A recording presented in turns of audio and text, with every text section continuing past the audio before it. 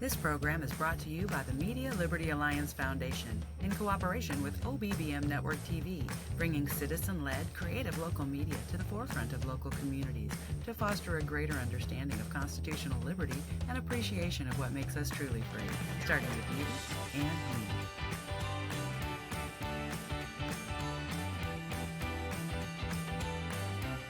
The Zach Rateliff Show is brought to you by Mortgage Financial in Texarkana, Exceed Health Clinic on Mall Drive in Texarkana, Elmwood Custom Goods, and Church on the Rock, Texarkana. That's churchontherock.org. The Texas Board of Education approved a required reading list that includes a few Bible stories and passages in public schools. This isn't new. When Thomas Jefferson was president of the Trustees for Public Schools in Washington, teachers used the Bible as reading text. Then 200 years later, the Supreme Court expelled God and gave the keys to the schoolhouse to the devil. I'm Pastor John Miller. Visit me at churchontherock.org.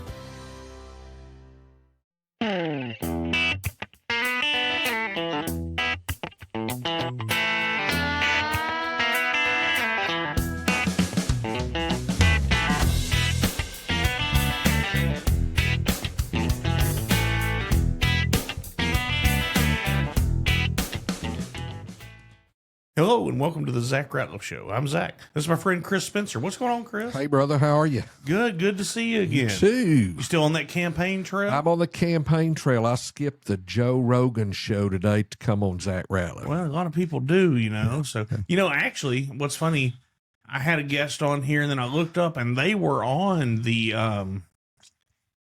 what's the political advisor of Donald Trump's that has that big podcast? Steve Bannon? Yeah. Yeah. I looked up and they were on the Steve Bannon show talking to him, and I thought, well, got to start right here with me. There you go. Absolutely. Well, anyway, you're running for House District 1 here in the state of Texas. That's Northeast Texas. Paris, Texas, down to where? Well, we've got Texarkana in the east, Paris to the west. We've got 5 counties that are or 4 of the 5 are border counties. Yeah. You've got Lamar and Red River that border on Oklahoma, and you've got Cass and Bowie that border on Louisiana, Arkansas. Morris County is the only county that's not a border county. Okay. So anyway, pretty big stretch of territory. Over the last few years, we've gotten to know each other a little bit. I've gotten to know your family, so I appreciate that. You've gotten to know my dad and some of our stuff we've got going on. That's what local politics is. It is knowing your constituents, and I think you've done a good job about that. But just kind of give us an update. You won your primary. Yes, very close race. I was at the courthouse. I know, and it was late at night. Thank you, Bowie County, for a little over 53% of the vote. I was very, very grateful. Right. And one of the things that's interesting is that when I'm in Austin now, or at any meetings down that way, they recognize me as Chris Spencer from Texarkana. Oh, even though I'm from Cass County, they say Chris Spencer from Texarkana, and I wear it with pride. Trust me, believe me.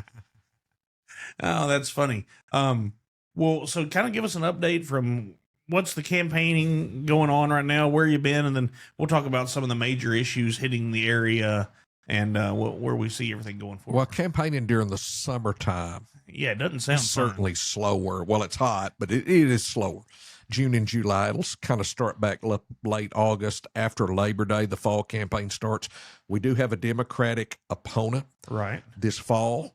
And so we've got to stay this fall in campaign mode. Yeah, you can't just win the primary and think it's over. And I'm going to work on having him on the show. He's, I've met him at a couple of your events actually, and then a couple of other events I was speaking at, and gotten to just talk to him briefly. And like all you politicians, he's easy to talk to, but it's just what's the substance behind it. Yeah, right? That's right. Well, we're not going to take our race for granted. We won the primary, but we look forward to serving as state representative. I'll say that. Yeah, it was a tough fight through the primary. I was glad to see y'all come out on top. You come out on top, and then won my little race. So I was glad to see that happen, and that was just fun for me.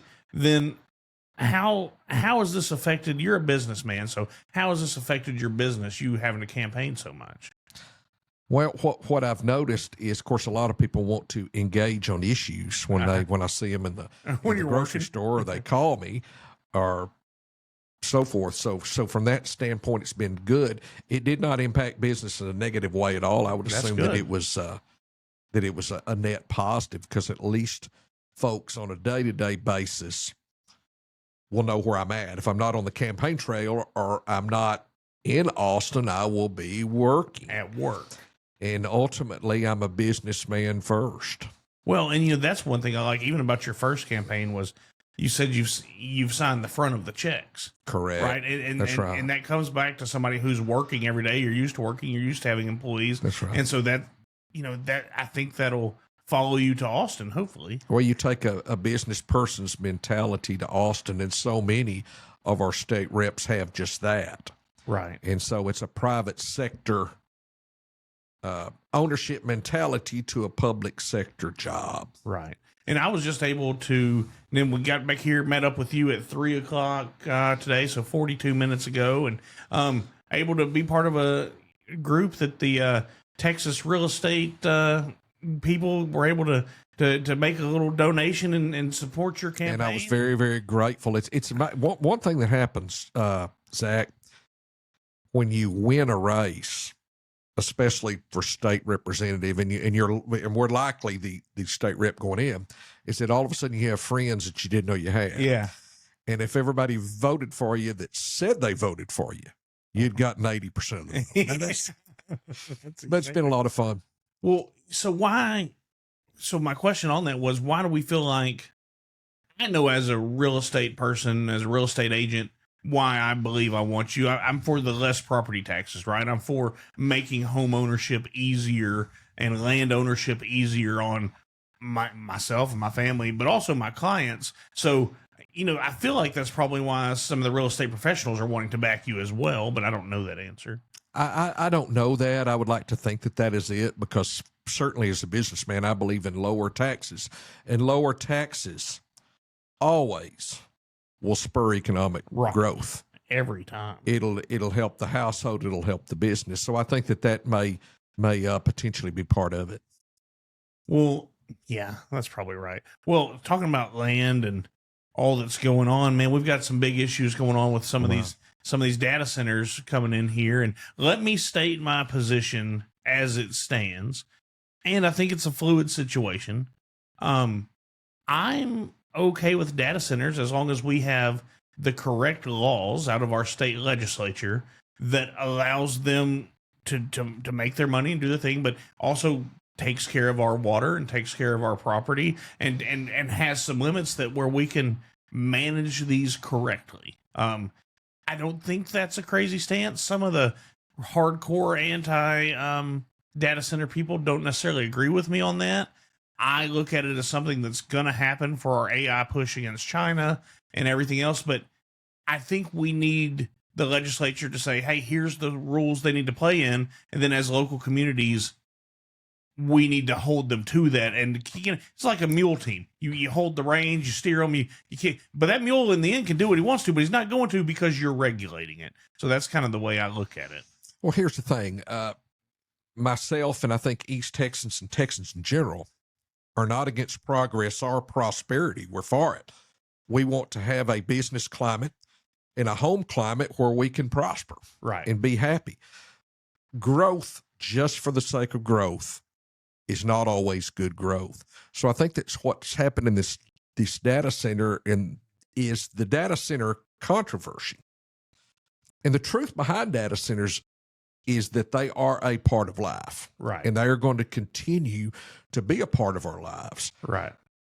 The word is, or the argument is, that we're in this race for superiority in artificial intelligence against China. Right. Well, let me just give you some data on the data centers. Okay. And that is that the United States has over 4,500 data centers, and the Chinese have over 300 data centers. Right. So I think at this point, we are not behind. We're winning. What has happened is, over the past 6 months, this has become an extraordinarily big issue. This was not a big issue in our recent primary campaign. No. I did address it back in social media in December. I stated that no community should worry about losing their water to a data center. Right. But that was the extent of it. In our campaign and our debates and forums, hardly any questions were asked about it. No, I don't remember one at all. It has become the explosive issue in the state of Texas What right now. caused that? I don't know. I don't know what caused it. Maybe, obviously, there's been some lack of transparency out there about data centers and so forth. What my concern on it is, and first off, with private property rights, Zach, you and I have talked about this before. People are free to enjoy exactly right. their private property and to sell it and do what they wish with it, as long as it doesn't break the law. If someone wants to do like in Lamar County and cover the whole entire county in solar panels and they own the land to do it, we may not like it. Right. And the people may not like it, but they are enjoying their private property rights. So that is sacrosanct in Texas. But let's remember, freedom is not free. Right. Here is my concern. I think that we need to take a step back, at least do more due diligence, and hold off on the proliferation of data centers, at least locally, even if you have a moratorium for 1 year, until the state of Texas can convene in the 90th section and establish some guardrails, some safeguards. Because what we don't know is how much water they use. Water is always my top issue. How much natural resources are going to be used. We're blessed in Northeast Texas with an abundance of water. And that is because we've maintained it through good stewardship. So we have water to attract industry. Yeah.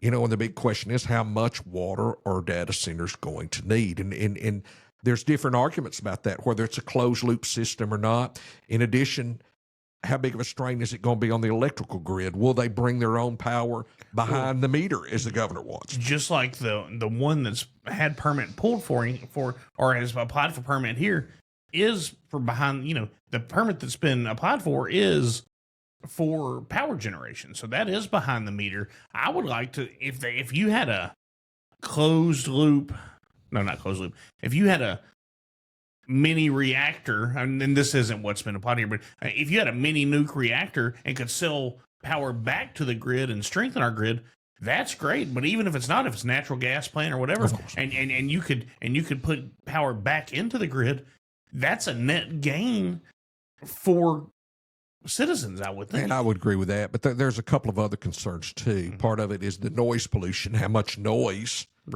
do they make? Is it a constant low humming sound that you hear at home even when your door is closed? Right. For those that live closer to where the data centers are going to be, how will that noise pollution be mitigated?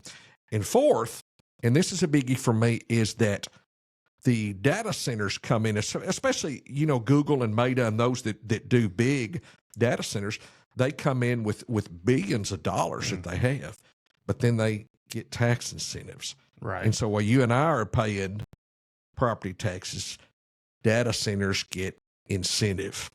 And I understand that as long as we have a property system in Texas, that tax abatements and tax incentives are an economic tool that we can use to draw industry in. I understand that. I've seen it my whole life, but that is a cause of concern for a lot of folks. I've got a few different thoughts on that. As far as the water, we've got the boogeyman that is Marvin Nichols out there, and that's a everlasting issue, it seems, around here. It's been the boogeyman for 50 years, and it'll be the boogeyman for the next 50 years. I don't want to lose any water to it. And you're on or previously have been served on our water board. And hope to serve on the Natural Resources Committee in the Texas House. Okay. Then, so as far as water, how would we get local people from around here involved and on those boards and on some of the committees that they need to be, so we have a local pulse on that? Is that a thing? Well, on the Sulphur River Basin Authority, you've got a fantastic chairman that is from right here in Texarkana, and that is Kelly Mitchell, who's a friend of mine. Yeah. Friend of yours, the CEO of Texar Federal Credit Union, a lifelong civic leader here in Texarkana. Trust me when I tell you that water resources is something that he's going to guard very, very carefully. And be a good steward of water. Right. River being Water Resources District the same way. but there is surplus water in Wright Patman. And, you want to attract industry to our region here. Right. And obviously we would like to have that second hospital that we're fighting for. Yeah. In fact, when I'll just give a shout out to him, Representative Van Dever, after the primary was over with, he reached out to me and we met privately, and he's been phenomenally helpful to me. Oh, he's been a prince of a guy in this transition. And on the top of his list, he had a yellow tablet and things that he had been working on, which were all positive for the region. But the top one was getting that second hospital in Texarkana, which is desperately needed, and so forth. Obviously, they're going to need water too. But here's the thing. When we talk about water and we talk about Marvin Nichols, and you and I are adamantly opposed to Marvin. I mean, we've been on podcasts many times about that. Here's the kicker, and it's a double-edged sword on the data centers. Here's why. Let's just say that data centers did not, and this is something that's never been brought up, but I want you to think about this. Okay. If data centers did not come to our area, but instead went into Region C, which is where the water's going to be needed, and then all of a sudden they did have true water needs and could prove that to the Texas Water Development Board, they may be able to come and get the money because the data centers are in that area. That's scary. Because that is a statement that I've seen out there a lot, especially on social media. And my problem with I'm just going to say it. This isn't you saying it. This is me saying it. The problem I see with a lot of the social media against it is it's hysteria and it's emotional and it's not fact-based. Correct. And I'm for a fact-based conversation either side of it. But some of the comments made are like, why don't you put these in cities where it's already allowed? One, real estate's more expensive. And so, but two, you're absolutely right. If that would be Region C, that's a stronger reason for them to build Marvin Nichols. That's right. If you're against the data center and you're against, but you're for our water rights, then putting them in Region C is not what we need to do. Yeah, sometimes it's counterintuitive. Yeah. When you think about that. But suffice it to say, I think that it's prudent, just like we do due diligence. If we're going to make an investment, we study it and so forth, or buy a house.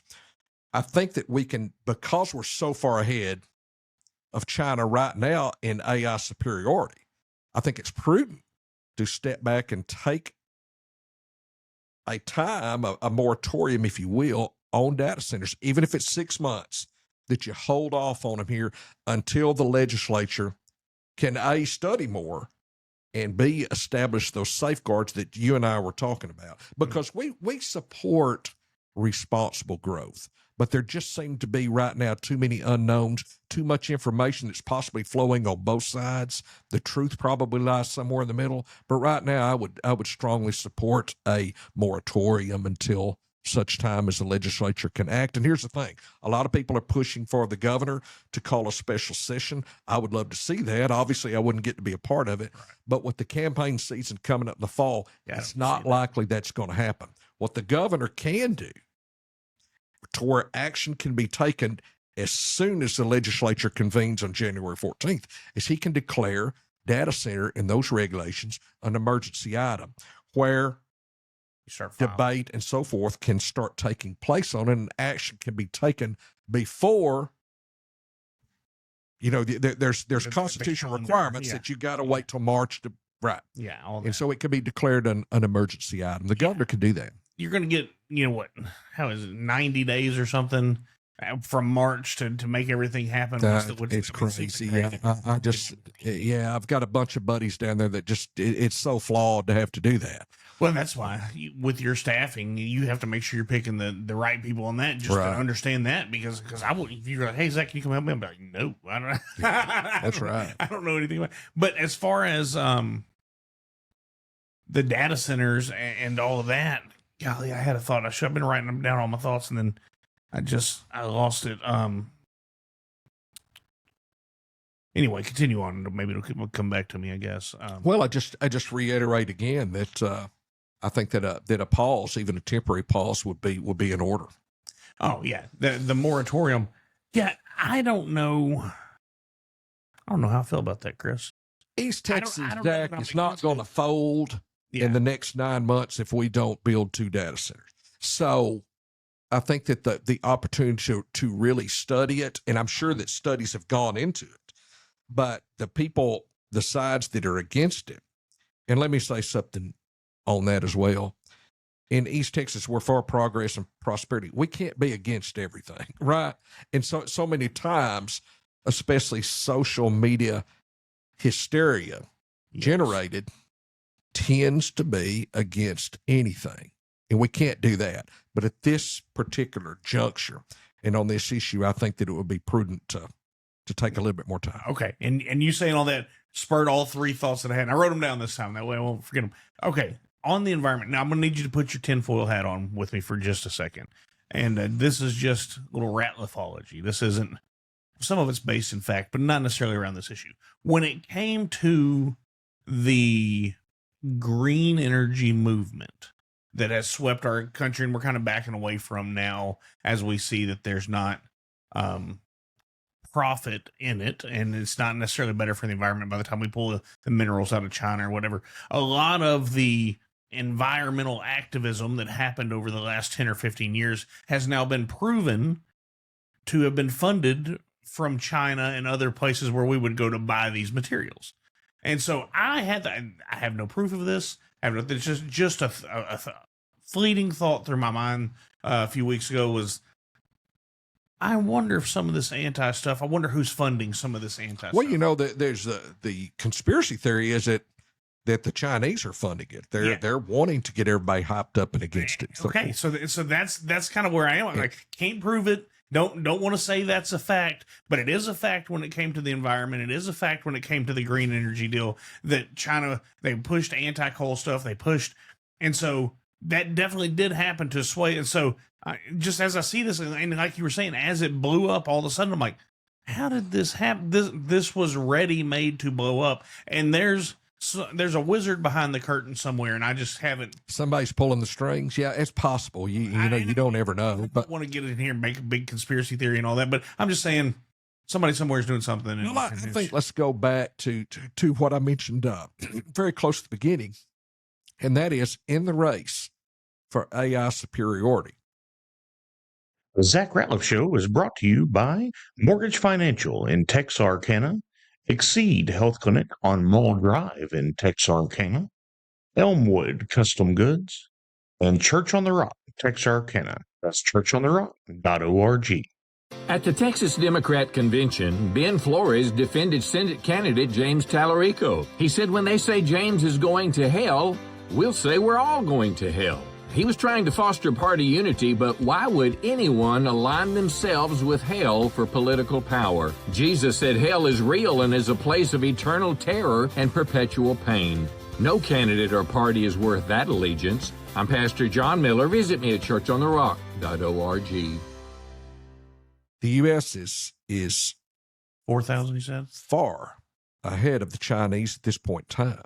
So not saying that you totally shut down on it, but it does not hurt to put more research into it, because the issues that the people are talking about, they're talking about the natural resources, the power, the noise pollution, and the tax incentives. If those things are mitigated, and let's say that the light, they talk about how bright it is and so forth, those are mitigated, and all the things are mitigated, and the people are still against it. Yeah. Well, then, then some point you got to move forward. But I think that it's important at this stage of the game is to press the pause button for just a little while. When you talk about the moving forward and all that, and I know you have just because of where you're from, and obviously you know where Jefferson, Texas is, and it's the tale of Jefferson, Texas, right? How did? Oh, absolutely. That's what I'm working. I agree. Yeah, I mean, you'd probably know it better than I am. I'll tell it for listeners, and you correct me kind of where I'm wrong. It's kind of an old wives' tale, but the guy that, when I don't remember his name, that was going to put the railroad in, that was like, hey, I'm going to build this here in Jefferson, Texas, and it's going to take off, and the people were like, no, This is back in the late 1800s. No, you're not going to do that. This guy winds up taking the railroad out. Well, that was Jay Gould. Yeah, Jay Gould. Yes. Yeah, I mean, that's real person. I mean, look him up. And so Jay Gould winds up going to Dallas and or Fort Worth. And at the time, Jefferson was the second largest city in Texas. Right. At that particular time. So. And so Jay Gould takes the railroad out there, creates a railroad hub. It becomes DFW. And Jay Gould told the town of Jefferson, hey, bats will hang in your belfry by the time you don't do this because you're afraid of advancing technology. And that is what happened to Jefferson, Texas. And so that's kind of my fear with the data center is I don't want Northeast Texas to be the Jefferson, Texas. Well, and I would agree with that. state. But let me say this much. What Texarkana has is strong leadership. Yeah. When you and I, some of the people that we discussed earlier, Yeah. and we've got fantastic 2 college presidents here, Yeah. and the new county judge, Josh Davis, the commissioner's court, you've got strong leadership Right. in Bowie County and Texarkana. So they're not going to let an opportunity go by just because of rumors out there. But what the grassroots has done, and I admit I'm part of the grassroots movement, the grassroots have brought this issue to the forefront, and the grassroots, not just here but across Texas, are united on the issue, and they want to study it more. Right. Now, there are some that saying no data center ever, forget it, I'll go to my grave. That's not reasonable. Right. And that's deficient thinking. But the fact of pausing and studying it and getting more statistics that are correct, do they use a certain amount of water and they're able to recirculate it and reuse it and so forth? Are they really moving towards where water is not necessary to cool it? And here's the other thing. Sands and if it doesn't take a lot of water, we've got plenty of water to sell in this area. So and we a lot can't of be people against it just because we don't like it. That's right. A lot of people are lost on the whole, what do you mean by selling water? Right. Yeah. Well, it's always a danger coming up, but there's surplus water. And if you have surplus water, you're prudent to sell it to an end user. Right. Whoever I mean, that you might sell be. it every single month to people that have it and pay their water bill. Yeah. So, I mean, ultimately we sell water. Yeah. The devil in the details is if you sell it to somebody we don't like or you sell it for different reasons. But the number one thing here in the Sulphur River is the senior water rights holder in the Sulphur River is the city of Texarkana and Riverbend with the water rights and Wright Patman. So that will always be superior. Right. We will not lose We don't want to let our those go. water. You're not going to turn your tap on, whether a data center comes or not, and not have your water. Yeah, it's going to go That to is the gonna city first, Yeah. and then the others secondary. Groundwater is for another conversation, another time. Now, We can do another whole show on groundwater. Oh, that's but a as whole- far as surface water in the Sulphur River, our area is protected. I just did a 4-hour education piece of just on groundwater, and golly, I'm tired of reading about groundwater. Honestly, well, let's get to the noise part of it and the light part of this data center conversation.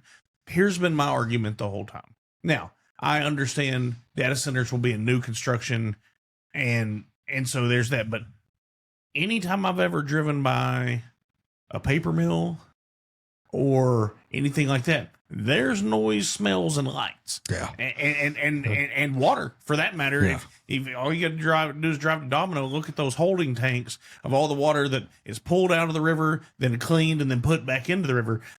A lot of that's already being used, and it's created a lot of good jobs in this area by use of it. And even down the Sulphur River, they've got the sulfur plant. I mean, there's a lot of people pulling a lot of water, cleaning it, putting it back in. There's a lot, I used to hunt down around Cass County, and you could sit up on top of the hill and you could see the paper mill shining miles away in the distance. And even where my dad lives south of town, you can look on a clear night and you can see the paper mill shining on one side and you can see Texarkana shining on the other. So I get the light pollution part of it, but this isn't, you go out to Amarillo and lay down on a cool winter night and nothing but stars. But that didn't necessarily, I mean, you can get that in parts here, but so there's that argument, but golly, it's already created a lot of jobs as far as noise, smell, and light for a lot of other industry here. So that argument just doesn't speak to, I mean, my house, I live as a crow flies 1.5 miles from the interstate. Well, they just logged a bunch of trees between me and, well, now I've got interstate noise where I didn't when I bought my house 13 years ago. That's just part of life. I knew when I bought it that those trees eventually would be cut down. Well, let's talk about the issue that we really haven't discussed very much. That's the overarching issue. Okay. Is that the people are fired up about it. They're fired up about this issue across the state, and the polling is not on the data center side. No, I'll just tell you now, it's not. It's and I'm not trying to push you to not at all. But the thing about it is, the people are going to have to be listened to, and if what the people are demanding is a little more time to study it, now some of them are making demands that are unreasonable. Right. Like not now, not ever. We'll never have one in any of the piney woods of Northeast Texas. Yeah, that's just not reality. Well, it's not, especially if somebody has the land and they want to sell it. But to find out whether the strain on natural resources really is there, whether the strain on the grid or so forth, the people deserve correct answers to those questions. And so there's different bits of information that come. If you read the Brookings Institution, which if you read their studies on data centers, they say they are enormous users of power and water. Which is why we need them to self-generate. That's correct. So you have to dig down deeper. Are they truly self-generating? And I know the permit that you're speaking about, and I'm a big supporter of Tex Americas and Scott Norton. And Scott Norton's a guy that is for the greater good of our entire region. Okay, absolutely. And so he's researched it to death, and he has water available, obviously. You've got plenty of water. So, and it's as far as the Scott Norton or the Tex America site, that's an industrial complex. It is. If ever you wanted one anywhere, that's a good spot. Yes. Because they're exploding bombs out there. I mean, we're within that vicinity. I mean, so I can't think of a better spot, honestly. But I think that being responsive to the people, though, that have legitimate concerns, and you're trying to prove it, or you're trying to establish what is truth from fiction, that sometimes those things do take time. I don't think that we would be giving up the fight for AI superiority if we held off just a little. Said, hey, give us 6. Yeah, I can see your side on that, because in the end, I would want whatever industry. It doesn't have to be data centers. You can be making baseball bats for all I care. Be a good steward of our land. Be a good steward of our water. But however, if I want to sell you, just like, I do real estate, and let's say you're like, hey, Zach, I need you to find me a buyer for whatever property I have. And I find that, and you have a price in mind, and we come to a deal, and here we are. And they go through your 45-day feasibility period or whatever you put on there. And then you get to the deal. We're not going to go around and ask all the neighbors what they think about it. Yeah. That's not reality. We're not, because I do it all the time. We're not going to go interview everybody. Hey, is this going to hurt your feelings? Is your little poodle going to be able to go outside and go to the bathroom? You going to feel okay about that? No, we're just going to say, this was the deal we came to. And even now, a couple of them that I've done in town, we had some zoning changes we had to make. City had to post it, had to go down to City Hall. One of them, we had a pretty big turnout against changing that zoning, but we were able to get up and speak. Hey, this is for the better good. The city council made the stuff. So there are ways around it, but you don't go out and tell everybody what you're doing. So however, I understand concern, but like I said, the private property side of me says, hey, and also, if another group wanted to put the money together and come buy it, come on and do that. Yeah. If it's for sale, you can buy. Anybody can buy it. That's part of my argument on that. But once again, not trying to put you on the wrong side of things. Just that's the way I see it. No. I am not 100% against the idea of there ever being a data center. What I want to know is all the details behind it so forth. And so what we've got to do is listen to the grassroots and give them a seat at the table. We've got that meeting tonight at Dixie Diner next door at 5:15. And trust me when I say it's not going to be a pro data center group. Okay? No, it's going to be those that are extremely concerned about it, and rightfully so. Right. But some of the players in that are reasonable. Yeah. And they want to know, is this true? Is this not true? And so forth. And so it's just going to take some time to iron those things out. No, I think that's right. And I have prior obligations. I won't be able to be there tonight, but I will catch the next one.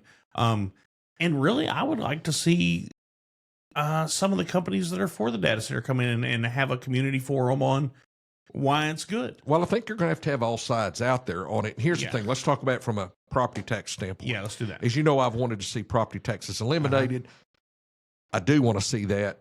In the short term, I want to see it obviously reformed. But while we're paying property taxes, and you've got, let's say that the total value of the property in Bowie County is $8 billion, and there's potentially going to be $1 billion operation move in, then you have to look at that. And you have to consider that when you're finding all the reasons to do it or to not do it. You have to potentially look at that. And then because of that, well, just like you take Leary Schools and the one proposed out by there. Well, if it's going to pay an extra, let's say $5 million, and the number is higher than $5 million, but if it's going to pay an extra $5 million in property taxes for this data center to that school district, whose yearly budget is $1 million. Well, then if you, then this is the it all of a sudden makes it a rich district. I mean, that's what will happen. But then you say, oh, well, we're going to give you a tax abatement, and now you're only going to have to pay $3 million in property taxes to the schools. But it's still $2 million higher than your entire school budget. Then, yeah, they got a discount, but you still made 2 to 3 times the property tax money that you were going to get. So while I understand the aggravation about property tax, if we could get these companies to pay more property tax, then maybe we can lessen that rate other places. I think you can, unless the government, government, they don't want to spend it. They don't call it surplus. They call it unappropriated revenue with the implication meaning we've got to spend this money, right? But I think that when you have an opportunity for a juggernaut to come in like that, you have to look at it, and you have to look at it from all sides. But I would say this, the grassroots folks need a seat at the table. They're demanding that seat at the table, and they want answers. And I think it's up to the state of Texas needs to give them those answers. No, I think that's right. Well, all right, let's move on as you're getting ready to go to this meeting, down the way a little bit. Like you said, can't take your foot off the pedal. We're still in campaign mode going into fall. At some point, you're going to start putting together, or maybe you already have, putting together a plan for, what we're going to try to accomplish in the Texas House. What's that? Has that started to come together? Are you looking at that yet? What's kind of the plan there? Well, you get all kinds of ideas thrown at you too. I bet you do. Absolutely. Like, hey, my dog, I need a constellation named after my dog. That's exactly right. Hey, you wouldn't believe this, but the people, because the governor's been very supportive of our campaign the past 2 times, the people that believe that I can just make a call to the governor and get a pardon for someone. I mean, it's amazing. Have you been asked that? Oh my gosh, you wouldn't believe it. And I just came to meet the governor because you had him up here. Absolutely. It wasn't like, hey, this is Zach, sit down and have lunch. It was like, hey, this is Zach. He's like, hey, the governor's supportive of me, but he doesn't call me on a weekly basis. And he doesn't call and say, Chris, I'm getting ready to let some folks out of the pen. Do you have any? Send me your list. That's exactly right. No, that's not the world that we live in. Thought that somebody would ask you for that. Well, let me tell you the first thing I'd like to see passed, and I say it tongue in cheek because this data center has taken the oxygen completely out of the room. Oh, I bet it is. But mine and your friend, Cass County Judge Travis Ransom, has come up with what I think is a fantastic proposal. That is to take 5% of the motor fuel tax. Every gallon of gas you buy has a tax on it. Yeah, and 5% of that is 20 cents. That's 20 cents. So 1 cent of that would come back to the counties. And let me give you the numbers on that, Zach. Currently, since the 1950s, each county in Texas has gotten $37,000 from the state for roads, for county roads. $37,000, never adjusted for inflation. Oh, wow. And that will chip and seal a little less than a quarter mile of road. Yeah, right. If you got that 1 cent out of the 20 redirected to the counties, Cass County, Bowie County, et cetera, would get $900,000 a year. Okay. And just think about that. And I think about what it could do in Precinct 2, which they do the best they can. 10 miles a road. Correct. They do the best they can with Precinct 2. right now. And our Commissioner Kevin Young is wonderful, but he's only got so many dollars to stretch across those county roads. And so I think Judge Ransom's correct. I think it'll have bipartisan support. Let's remember this. In Texas, when you have rural counties, whether they're controlled by a Democrat or Republican, so many issues are bipartisan. Gotta be. We have the same concerns, whether it's water or energy or high prices. That doesn't have an ideological line in the middle of the road. Well, politics, and I know you know this, but we've had this conversation a few times. It's fun to talk about the national stuff. You can blame the national guys. Politics is local. Well, politics is local from, just like we were talking about the Bowie County people that we were talking about before the show, and even, your mayor, your city council, your county commissioner, Judge Ransom down there in Cass County, your state representative. I know when Gary Van Dever, his office has been very helpful to me. A couple times I don't remember, one time I had something I needed back from Austin, some kind of licensing, something or other, and wasn't getting any response. Finally, just called Gary Van Dever's office. I'm like, hey, got this happening. Can y'all look into it? Yeah. The next day it went through because it just takes a state representative calling or somebody, staff saying, hey, but that's y'all's job. And that's what a lot of people miss is the state representative is there to help the populace. They're there to represent. We just have to ask them to do it. Well, let me say this. When Representative Van Dever met with me, and I put a post out on social media that we had met and so forth with some of the people that are my supporters that are ultra conservative, were just infuriated which is insane, that I met with him. Yeah. And but he has been very helpful to me. He and I are not ideologically aligned on all things. Right. But he's been very, very helpful to me, and he wanted Northeast Texas to be a better place. He did. And so where we're able to work together, we need to. Yeah. And, Gary and I have disagreed on some issues since I started on the radio. Well, let me tell you what he's always been. He's always been very kind, nice, and he's been very kind and easy to talk to and willing to answer any question. Even when he knew we didn't agree, he'd come on and talk about it. And that's all you can ask for. I don't need somebody to agree with me every time. I just need somebody to tell me why. Well, I don't agree with my wife on every issue on it. Right. And but anyway, that's my story, and I'm sticking to it. Okay, any big dates we need to be thinking about, or what do we have? Like I said, we're in summer season here, so. Well, we're going to have to report at least for politically, by July the 15th, we have to report our mid-year cash on hand and our financial reports, the money that we received and so forth. So we're doing okay, and we're prepared for the campaign this fall, but we believe the wind is at our back, and we're going to work hard and not take it for granted, but we will be the next state representative for House District 1. I'm looking forward to representing the people of Northeast Texas. Well, thank you for always making the time to get in here and being easy for me to talk to, and I appreciate you, and good luck in the campaign. Thank you, Zach. All right, everybody, we're getting out of here. I hope God blesses each and every one of you today.